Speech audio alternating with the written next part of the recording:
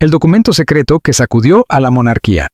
La inesperada exclusión del príncipe Louis de la línea de sucesión, la estabilidad y continuidad de la monarquía británica siempre han dependido de reglas estrictas, tradiciones centenarias y una meticulosa planificación del futuro institucional. Sin embargo, un documento filtrado desde el corazón mismo del aparato legal del Palacio de Buckingham ha provocado una de las mayores conmociones en la historia reciente de la corona. La revelación sobre el príncipe Louis, el hijo menor del príncipe William y la princesa Catherine, ha cambiado radicalmente las perspectivas sobre el futuro de la familia real y ha abierto un debate global sobre el delicado equilibrio entre deber constitucional, salud personal y privacidad familiar. Todo comenzó con una filtración inesperada. A las 9:17 de la mañana, un memorando de 3 páginas clasificado como estrictamente confidencial llegó al escritorio de una veterana periodista especializada en asuntos de la realeza británica. La reportera, con más de 2 décadas cubriendo la institución, comprendió inmediatamente la gravedad del contenido. El documento confirmaba que el príncipe Louis Arthur Charles de Gales había sido formalmente retirado de la línea de sucesión al trono con efecto retroactivo al 29 de noviembre de 2024. La decisión, según el memorando, había sido tramitada conforme al acta de sucesión a la corona, aprobada por el Consejo Privado y firmada personalmente por el rey Carlos III. Lo más impactante no fue solo la medida en sí, sino el hecho de que el palacio había planeado mantenerla en silencio, enterrando el cambio en registros administrativos que solo serían descubiertos décadas más tarde por historiadores o investigadores especializados. Sin embargo, la filtración cambió completamente el escenario. En cuestión de minutos, las principales redacciones del Reino Unido obtuvieron copias del documento. Las líneas telefónicas del palacio colapsaron ante la avalancha de consultas, y a las 10:42 de la mañana, el Palacio de Kensington emitió un comunicado extraordinariamente breve. Recientes evaluaciones médicas han requerido ajustes en el futuro papel del príncipe Louis. La familia solicita privacidad durante este momento difícil. Las 41 palabras confirmaron el hecho, pero dejaron abiertas innumerables interrogantes. La reacción pública fue inmediata. Redes sociales, programas televisivos y medios internacionales comenzaron a especular sobre las razones detrás de una decisión tan drástica. Analistas recordaron que, aunque la historia monárquica incluye sucesores desplazados por fallecimiento o por antiguas leyes de género, modificadas en 2013, nunca se había visto que un niño aparentemente sano, que había participado en actos públicos semanas antes, fuera retirado de la línea sucesoria por motivos médicos. Mientras tanto, frente al Palacio de Kensington, pequeños grupos de ciudadanos comenzaron a congregarse pese al frío invernal. Muchos de ellos eran seguidores de larga data de la familia real, personas que habían celebrado la boda de William y Catherine en 2011 y el nacimiento de Louis en 2018. Para ellos, el anuncio generaba una sensación de desconcierto y preocupación que trascendía lo institucional y se volvía profundamente emocional. Uno de los elementos más inquietantes del memorando filtrado era una frase incluida dentro de la justificación legal. La evaluación médica en curso ha determinado una incompatibilidad constitucional con futuras funciones soberanas. La expresión, cuidadosamente redactada, evitaba ofrecer detalles clínicos, pero insinuaba una condición lo suficientemente seria como para impedir el eventual ejercicio del reinado. Fuentes cercanas a la princesa Ana confirmaron que ella había sido consultada meses antes sobre las implicaciones constitucionales del caso. Con su conocida franqueza, habría manifestado que el deber institucional debía prevalecer sobre los sentimientos personales. Para la hermana del rey, que ha dedicado su vida al servicio público, la decisión era dolorosa, pero necesaria para preservar la estabilidad de la monarquía. El rey Carlos III, informado de la filtración durante una reunión matutina en Clarence House, reaccionó con visible tristeza. Según allegados, expresó su preocupación no por el impacto mediático inmediato, sino por el efecto emocional que la noticia podría tener en el príncipe Louis cuando sea lo suficientemente mayor para comprender su significado. Carlos conoce profundamente el peso de la sucesión, habiendo pasado gran parte de su vida como heredero al trono bajo intensa presión pública. Mientras el palacio activaba su equipo de comunicación de crisis, los asesores legales debatían si ofrecer mayor transparencia o mantener el silencio para proteger la privacidad médica del menor. La situación planteaba un conflicto complejo. Louis era un niño cuya información sanitaria debía permanecer protegida, pero también había sido un potencial futuro monarca, lo que despertaba un legítimo interés público. La historia detrás de la decisión comenzó a desarrollarse meses antes. A principios de septiembre, poco después del regreso de los niños al colegio Lambrook, tras las vacaciones de verano, Catherine notó cambios sutiles en el comportamiento de su hijo menor. Louis, conocido por su carácter alegre y espontáneo, comenzó a mostrar episodios de distracción y olvidos inusuales. Instrucciones simples que recibía por la mañana desaparecían de su memoria al cabo de pocas horas. Con el paso de las semanas, los síntomas se volvieron más evidentes. El niño experimentaba breves episodios en los que parecía desconectarse de su entorno durante varios segundos. Cuando volvía a la normalidad, no recordaba lo ocurrido. Inicialmente, un pediatra sugirió que podía tratarse de estrés, dado el nivel de exposición pública y presión que enfrentan los miembros jóvenes de la familia real. Sin embargo, Catherine, quien había acompañado a sus hijos mayores durante situaciones similares, percibió que algo no encajaba. Decidió buscar una evaluación neurológica especializada en una clínica privada de Londres, elegida cuidadosamente para evitar filtraciones. Durante las pruebas, Louis se mostró tranquilo y curioso, fascinado por los equipos médicos. Para él, la visita era una aventura, pero para sus padres, el diagnóstico recibido semanas después cambiaría profundamente sus vidas.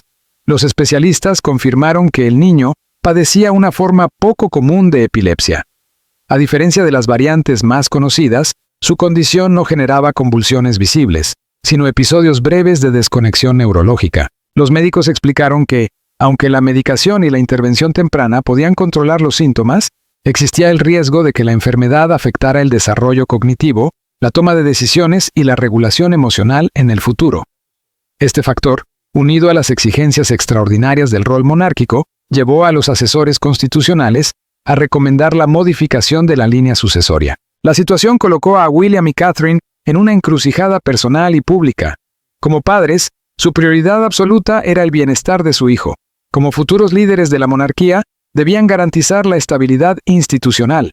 Las conversaciones familiares, según fuentes cercanas, estuvieron marcadas por la emoción y el peso de una decisión histórica. El silencio en la consulta médica parecía más pesado que cualquier diagnóstico. Catherine escuchó cada palabra del neurólogo, comprendiendo su significado mientras sentía cómo algo dentro de su pecho se quebraba lentamente. Frente a ella, el príncipe William permanecía inmóvil, con el rostro impenetrable, aunque la tensión en sus manos, aferradas con fuerza a los brazos de la silla hasta blanquear los nudillos, revelaba el impacto devastador de la noticia. El especialista continuaba explicando opciones terapéuticas, tratamientos y protocolos de seguimiento.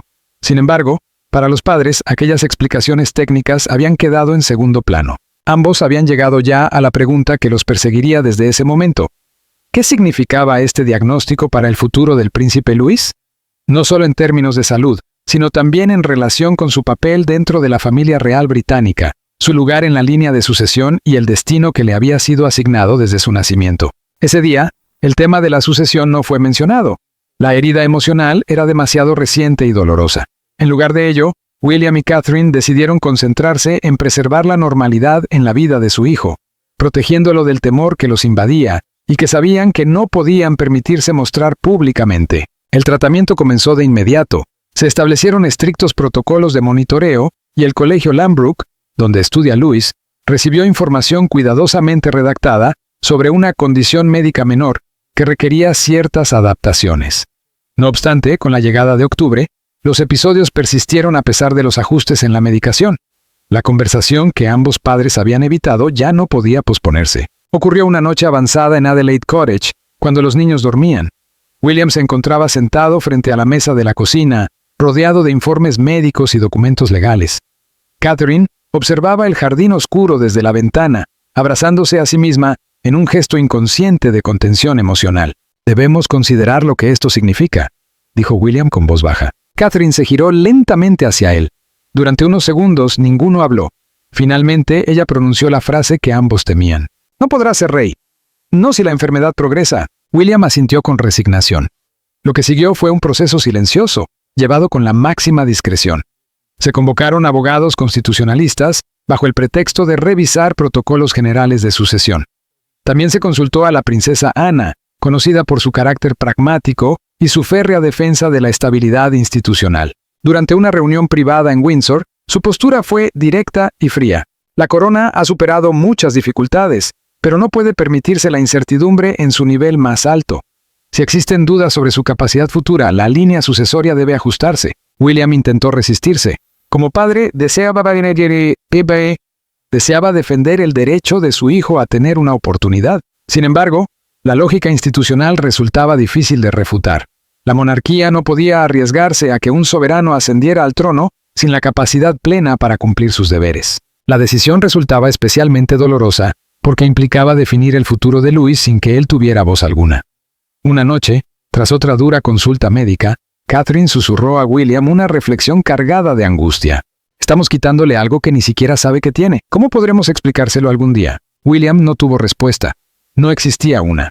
Solo quedaba la compleja realidad de dos padres atrapados entre el amor por su hijo y las exigencias de una institución milenaria. Mientras avanzaban los meses de octubre y noviembre, los documentos comenzaron a prepararse. La realidad médica era tan compleja como implacable.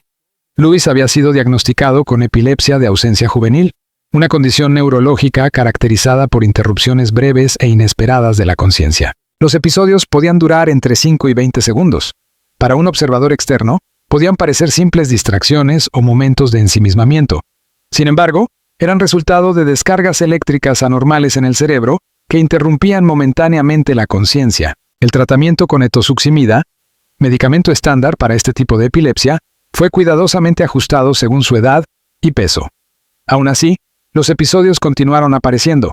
Los especialistas explicaron que esta respuesta parcial al tratamiento no era inusual, aunque la medicación también presentaba efectos secundarios como fatiga, dificultades de concentración y cambios en el estado de ánimo. Catherine notó transformaciones en la personalidad de su hijo. Louis, tradicionalmente enérgico y sonriente, comenzó a mostrarse más silencioso y cansado. Aquella chispa natural que lo caracterizaba parecía atenuarse lentamente. Los especialistas también detectaron preocupaciones cognitivas. Aunque la epilepsia de ausencia no provoca discapacidad intelectual directa, las interrupciones constantes en la conciencia afectan el aprendizaje y el desarrollo. Era como intentar construir conocimiento mientras el cerebro se desconectaba aleatoriamente varias veces al día, fragmentando la información. Las evaluaciones iniciales revelaron retrasos leves en el desarrollo cognitivo. Su velocidad de procesamiento y memoria de trabajo se encontraban por debajo de lo esperado para su edad. Los psicólogos insistieron en que estas dificultades podían mejorar con apoyo adecuado, pero también representaban señales de alerta. La situación alcanzó su punto más crítico durante una consulta en noviembre, cuando un neurólogo pediátrico especializado revisó el historial médico completo de Louis. El especialista explicó que aproximadamente en el 30% de los casos similares, la epilepsia puede evolucionar hacia formas más graves, incluyendo crisis tónico-clónicas, ataques de caída e incluso deterioro cognitivo progresivo en situaciones excepcionales. No podemos predecir con certeza la evolución del príncipe, explicó el médico. Puede estabilizarse o mejorar, pero la frecuencia actual de sus episodios y ciertos indicadores tempranos nos obligan a contemplar escenarios menos favorables. Luego añadió una observación decisiva. Si me preguntan si podría asumir responsabilidades de alta presión que requieran atención constante, toma de decisiones complejas y juicio impecable, no puedo afirmarlo con seguridad. Aquella declaración tuvo un peso mayor que cualquier argumento legal. Incluso en una monarquía constitucional, el soberano debe cumplir funciones que requieren estabilidad mental, concentración y presencia constante en situaciones de relevancia nacional. William, aferrado a la esperanza, planteó la pregunta que dominaría cada conversación posterior. ¿Y si mejora? ¿Y si el tratamiento funciona mejor con el tiempo? El neurólogo reconoció la posibilidad. Muchos niños logran estabilizar su condición durante la adolescencia. Sin embargo, también subrayó que basar decisiones institucionales en escenarios optimistas podría resultar arriesgado para la estabilidad futura de la monarquía. Para William y Catherine, el dilema no era solo político ni médico, era profundamente humano. Debían equilibrar el amor incondicional por su hijo con el deber histórico que ambos habían jurado preservar. La monarquía británica ha estado históricamente regida por normas constitucionales inflexibles que no dejan espacio para ambigüedades. En ese contexto, cualquier decisión que afecte la línea de sucesión al trono debe basarse en criterios claros, documentados y jurídicamente sostenibles. Sin embargo, cuando esas reglas colisionan con los sentimientos familiares, especialmente cuando involucran a un niño, el resultado puede convertirse en una de las decisiones más dolorosas que un padre puede enfrentar. Así ocurrió con el príncipe William, quien, según documentos filtrados, tuvo que afrontar un dilema que lo colocó entre el deber institucional y el amor paternal: consentir la eliminación de su hijo menor, el príncipe Louis Arthur Charles de Gales, de la línea de sucesión. La controversia comenzó a gestarse tras evaluaciones médicas confidenciales que, aunque protegidas por estrictas leyes de privacidad sanitaria, generaron inquietudes dentro del entorno real.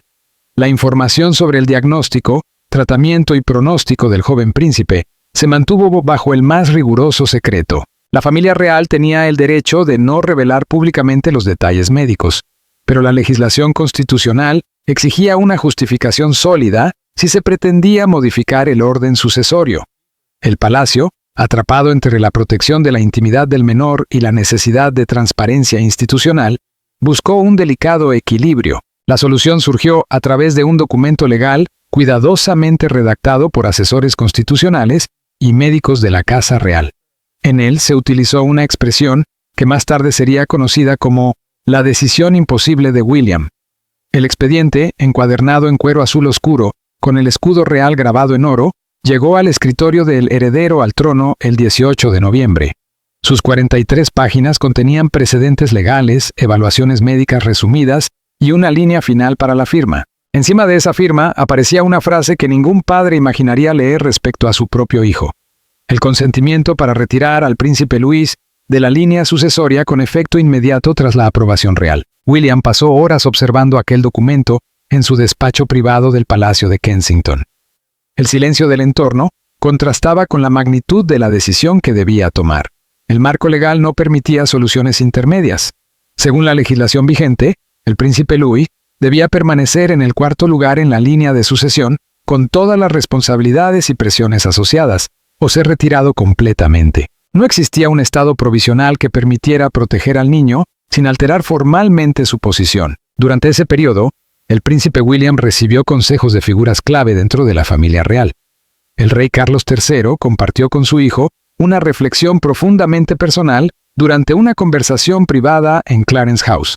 El monarca reconoció que toda su vida estuvo marcada por la preparación para un rol que, en ocasiones, hubiera preferido no heredar. Desde su perspectiva, la eventual exclusión de Louis podría interpretarse como un regalo: la posibilidad de vivir sin el peso de una expectativa que define cada aspecto de la existencia de un heredero. Por otro lado, la princesa Ana ofreció una visión aún más directa. Con la experiencia de haber criado hijos alejados del centro de la sucesión, señaló que la institución monárquica puede consumir emocional y psicológicamente a quienes no están preparados para soportar su presión. Para ella, retirar al joven príncipe de la línea no significaba quitarle un privilegio, sino evitarle una carga que podría resultar devastadora si su condición médica limitaba su capacidad para cumplir con las exigencias del cargo. A pesar de estos argumentos, William no podía evitar sentir que estaba traicionando a su propio hijo. En la estructura familiar real, cada niño crece con plena conciencia de su lugar en la jerarquía. El príncipe George sabe que un día será rey, mientras que la princesa Charlotte entiende su papel como segunda en la línea de sucesión. Louis, como el menor, siempre había ocupado el cuarto puesto, un número que, aunque simbólico, definía su identidad dentro de la familia y ante la opinión pública. Eliminarlo de esa posición implicaba alterar el rumbo de su vida antes de que él mismo pudiera comprenderlo. La princesa Catherine vivió el proceso atravesando diferentes etapas emocionales. Inicialmente, se aferró a la negación, luego expresó frustración frente a la realidad médica y finalmente llegó a una aceptación dolorosa. Sin embargo, estableció una condición inquebrantable: Louis no debía conocer los motivos reales de la decisión, al menos durante su infancia. Con solo 6 años, el niño apenas comprendía el significado de pertenecer a la realeza, mucho menos los complejos mecanismos de sucesión dinástica.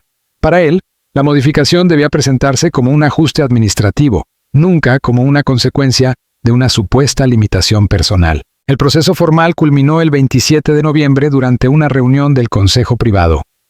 William asistió, aunque permaneció prácticamente en silencio, mientras abogados constitucionales presentaban el caso y se revisaban informes médicos cuidadosamente redactados para preservar la confidencialidad. Una vez confirmados los requisitos legales, el Consejo aprobó la eliminación del nombre del príncipe Louis del registro oficial de sucesión. En cuestión de minutos, décadas de expectativas implícitas desaparecieron en un acto administrativo. Esa misma noche, William firmó el documento final en soledad. Testigos cercanos describen que su mano tembló al escribir su nombre, reflejando el peso emocional de la decisión. Aunque cumplía con su responsabilidad institucional, también asumía una carga personal que lo acompañaría para siempre. Tras firmar, se dirigió a Adelaide Cottage y observó a su hijo dormir. El contraste entre la tranquilidad del niño y la magnitud de lo ocurrido intensificó el conflicto emocional del príncipe heredero. Mientras tanto, la vida cotidiana de Louis continuó sin cambios aparentes. A la mañana siguiente despertó para asistir a la escuela, compartir el desayuno con sus hermanos y seguir su rutina habitual. Sin embargo, mantener esa normalidad requirió una cuidadosa coordinación. El colegio fue informado únicamente de sus necesidades médicas y educativas, sin detalles sobre la modificación sucesoria. Los docentes, acostumbrados a trabajar con estudiantes que presentan distintas necesidades de aprendizaje, adaptaron su enfoque pedagógico con absoluta discreción. El desafío mayor surgió con sus hermanos mayores. George y Charlotte, con 11 y 9 años respectivamente, tenían la madurez suficiente para comprender el significado de la sucesión. William y Catherine decidieron explicarles una versión parcial de la realidad, enfatizando la necesidad de apoyo hacia su hermano. Ambos niños asumieron la responsabilidad de mantener la confidencialidad, un peso considerable para su edad, pero que reflejó la cohesión familiar frente a la adversidad. En la actualidad, el concepto de sucesión resulta demasiado abstracto para un niño de su edad. Sin embargo, especialistas en desarrollo infantil consultados por la familia han advertido que con el paso del tiempo, cuando Louis alcance la preadolescencia o la adolescencia, comenzará a notar diferencias evidentes respecto a sus hermanos. Podría preguntarse por qué su hermana Charlotte aparece en conversaciones oficiales como una figura clave en la sucesión, mientras su propio nombre desaparece progresivamente del discurso institucional. También podría cuestionar por qué su hermano mayor, el príncipe George, recibe formación específica relacionada con sus responsabilidades futuras, mientras su propio rol dentro de la familia parece menos definido. Los psicólogos infantiles han recomendado a William y Catherine adoptar una estrategia gradual para explicarle la verdad. Según estas orientaciones, las explicaciones deberían evolucionar a medida que el niño crezca y su desarrollo cognitivo se estabilice. En una primera etapa, bastaría con transmitirle que cada miembro de la familia tiene responsabilidades distintas. Más adelante, podrían introducirse detalles relacionados con su salud y, eventualmente, si fuese necesario, abordar el contexto médico y constitucional completo que llevó a su exclusión. No obstante, existe una posibilidad que preocupa profundamente a los especialistas médicos y a sus padres. Si la condición neurológica del príncipe Louis evolucionara negativamente, su capacidad para comprender conceptos complejos como el funcionamiento constitucional de la monarquía podría verse limitada. En ese escenario, el niño podría nunca entender completamente la magnitud de la decisión tomada sobre su futuro, una realidad que algunos expertos consideran dolorosa, pero posiblemente protectora. Mientras tanto, William y Catherine permanecen atentos a cualquier señal emocional que indique que su hijo comienza a percibir la ansiedad familiar. Los niños, incluso a edades tempranas, poseen una notable sensibilidad para detectar cambios en el comportamiento de los adultos. Perciben conversaciones interrumpidas, silencios incómodos y gestos de preocupación que, aunque no comprendan del todo, pueden generarles inquietud. Hasta el momento, Louis continúa ajeno a estas tensiones. Mantiene su carácter alegre, comparte juegos con sus hermanos, protesta por sus tareas escolares y disfruta del tiempo libre en los jardines familiares. Paralelamente, la exclusión del príncipe Louis ha provocado consecuencias constitucionales inmediatas que reconfiguran el equilibrio interno de la sucesión. La princesa Charlotte, con tan solo 9 años, ha pasado a ocupar el tercer lugar en la línea al trono, una posición que altera significativamente su proyección vital. Hasta ahora, su lugar dentro de la familia le ofrecía una relativa distancia respecto a la responsabilidad directa del reinado. Sin embargo, su nueva posición la sitúa mucho más cerca del centro del sistema monárquico. Para William y Catherine, esta transformación representa un motivo adicional de preocupación. Ambos han vivido de cerca la presión que implica prepararse para el liderazgo de la corona. El príncipe William experimentó una infancia marcada por la constante preparación para convertirse en rey, mientras que la educación del príncipe George ha sido cuidadosamente diseñada para equilibrar normalidad y responsabilidad institucional. Charlotte, en cambio, había disfrutado de un margen mayor de libertad.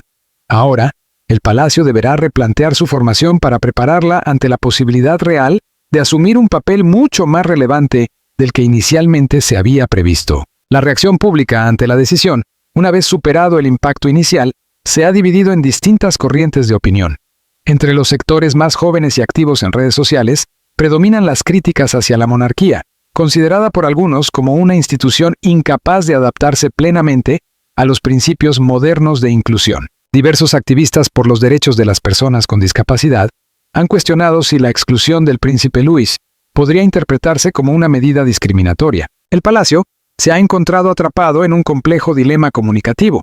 Las leyes de privacidad médica impiden divulgar detalles específicos sobre la salud del menor, pero el silencio institucional ha alimentado especulaciones. Algunas teorías han sugerido enfermedades graves, mientras otras han insinuado la existencia de conflictos familiares ocultos. Esta falta de información ha intensificado el debate mediático y social. A nivel internacional, la controversia ha adquirido una dimensión aún mayor.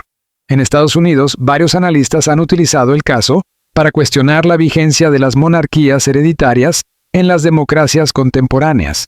Medios internacionales han planteado interrogantes sobre la legitimidad de un sistema en el que la idoneidad para gobernar depende de factores biológicos y médicos determinados desde la infancia. Otras casas reales europeas han observado la situación con cautela, conscientes de que la decisión británica podría establecer un precedente para futuras interpretaciones del derecho sucesorio. En medio de esta creciente presión, el rey Carlos III decidió intervenir de forma moderada pero significativa. En un comunicado publicado pocos días después de la filtración, el monarca señaló que todas las familias enfrentan decisiones difíciles relacionadas con el bienestar de sus hijos, subrayando que la familia de Gales actuó guiada por el amor y el asesoramiento médico. Con estas palabras, Carlos intentó desplazar el enfoque del debate desde la frialdad institucional hacia la dimensión humana y familiar de la decisión. La princesa Ana, conocida por su carácter pragmático, ha sostenido una postura más directa. En conversaciones privadas con el príncipe William, habría señalado que la supervivencia de la monarquía depende de su capacidad para adaptarse, incluso cuando esa adaptación implique sacrificios personales. Aunque William ha interpretado la decisión como una forma de protección hacia su hijo, reconoce que la medida también responde a exigencias estructurales del sistema monárquico. El debate de fondo permanece abierto. ¿Hasta qué punto la monarquía puede integrar la vulnerabilidad humana dentro de sus estructuras tradicionales? La historia británica ha conocido soberanos que enfrentaron limitaciones físicas, psicológicas o personales, algunos de los cuales gobernaron con notable eficacia. Sin embargo, la presión mediática y el escrutinio público del siglo XXI han transformado radicalmente las exigencias del liderazgo real, reduciendo el margen para ocultar debilidades o dificultades. Para el príncipe Luis, el futuro continúa siendo incierto. Podría crecer agradecido por haber evitado la presión de las obligaciones reales, o, por el contrario, desarrollar sentimientos de frustración al descubrir que su destino fue decidido sin su participación.